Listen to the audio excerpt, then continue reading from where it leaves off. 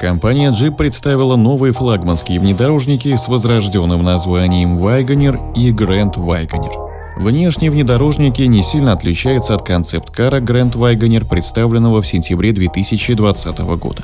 Производитель одновременно показал самую роскошную версию модели с приставкой Grand и более простой вариант под названием Wagoneer. Про него я рассказывал в прошлом видео, ссылку на него оставлю в правом верхнем углу и в конце этого ролика. В этом же видео пойдет речь о Grand Wagoneer. И если обычный Wagoneer готов к конкуренции Chevrolet Tahoe, Ford Expedition и Toyota Sequoia, то Grand Wagoneer составит конкуренцию большим, роскошным моделям, таким как Cadillac Escalade, Lincoln Navigator и Lexus LX. Grand Wagoneer стоимостью 86 995 тысяч долларов, примерно 6,5 миллионов рублей, в отличие от обычного Wagoneer, который стоит 57 995 долларов, примерно 4 миллиона 300 тысяч рублей, получил более богатое оснащение интерьер, мощный двигатель V8 и стандартный полный привод. Помимо прочего, Grand Wagoneer получил больше общих черт от концепта. Его передняя часть практически полностью повторяет прошлогодний шоу-кар, за исключением вытянутой решетки радиатора с 7 фирменными прорезями, которая лишилась подсветки. Отличить богатую версию Wagoneer можно по дизайну решетки радиатора, оформлению бамперов, наименованию модели на передней и задней дверях, а также расположению надписи Wagoneer. В зависимости от версии она находится на капоте или верхней части решетки. Кроме этого, более премиальный Grand Wagoneer обильно украшен хромом. Он получил U-образные хромированные вставки, подчеркивающие окна, и дополнительный декор сзади и спереди. Также у Grand Wagoneer нет фирменных эмблем джипа. На кузове имеются только надписи с названием модели. Кстати, внешне он напоминает удлиненный джип Grand Cherokee L, но в отличие от L-ки новинка базируется на рамной конструкции, и все кузовные панели у нее оригинальные. Ну и конечно же, Wagoneer выглядит гораздо массивнее, чем Grand Cherokee L. Об этом говорят и габариты. Длина 5435 мм, плюс 213 мм.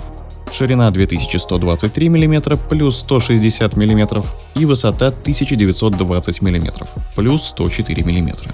А колесная база внедорожника составляет 3124 мм. Она, кстати, выигрывает по размеру и у Cadillac Escalade, без приставки ESV. В багажнике Jeep с поднятыми сиденьями третьего ряда умещается до 776 литров груза. Grand Wagoneer доступен только с 7 посадочными местами, а третий ряд здесь далеко не детский. Он вмещает 3 пассажиров, а пространство для ног составляет почти 93 сантиметра. В салоне у Jeep Grand Wagoneer установлена приборная панель на 12,3 дюйма, сенсорный дисплей развлекательной системы размерностью 12 дюймов и экран управления климат-контролем на 10,3 дюйма. Еще Grand Wagoneer предлагается с таким же тачскрином, повернутым к переднему пассажиру. Он может управлять навигатором, включать музыку, а также подключить к экрану свой смартфон. При этом особый фильтр закроет изображение от водителя. Для сидящих на втором ряду предусмотрено 2 дисплея на 10,1 дюйма, размещенные на спинках передних кресел. Еще один, уже 7-й экран, размерностью на 10,3 дюйма, расположен на консоли между капитанскими креслами, которые копируют консоль между передними сиденьями. В отделке, кроме кожи Наппа или Палермо, использовано натуральное дерево и алюминий.